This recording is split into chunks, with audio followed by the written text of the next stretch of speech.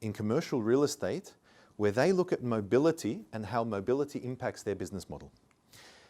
This is a typical building, a commercial building. This gives us a really nice indication of how buildings are put together.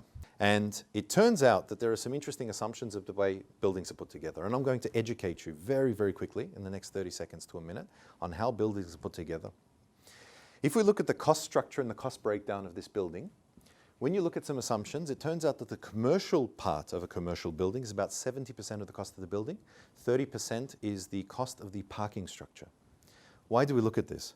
Because the question was, what will autonomous and electric vehicles, how will they impact, or those trends that are emerging in mobility in a domain completely outside of our own, how will they impact our business model?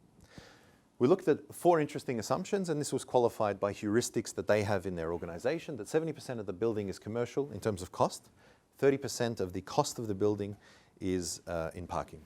Secondly, that $1 billion, if an average commercial building costs about $1 billion, what that means is the parking structure is 300 million. We asked the question, what happens if you completely remove the parking structure in a building because autonomous electric vehicles will drop people off at the front? We said if we take a 5% investment, which is not unreasonable, if you're able to work 300 million dirhams, you'd get at least 5% back. Financially minded people in the room would agree. That would mean that we can create a profit of 15 million dirhams per year. If we divide that by 225 days per year, now this is, from my experience working in Germany, about 225 working days per year is about the average time in 365 days that a person will work. What that turns out to be is that we have about 67,000 dirhams per day that we're able to utilize in transporting people, none of which actually extracts from our core finances. This is profit that we're making from investing this money. When we ran the numbers, and this took us lesser time than it's taking me to explain it to you guys.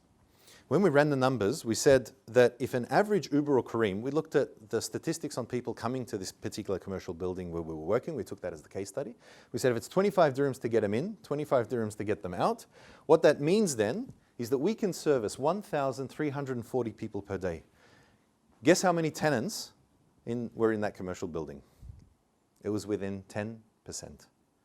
We ran the numbers, we had a hypothesis, we tested the scenario, we spent 5 to 10 minutes doing it, about as long as it took me to explain it to you.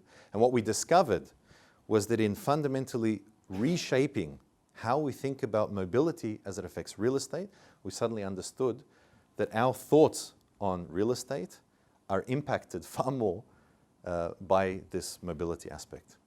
Thank you so much for your time, and I look forward to connecting with each and every one of you. Cheers.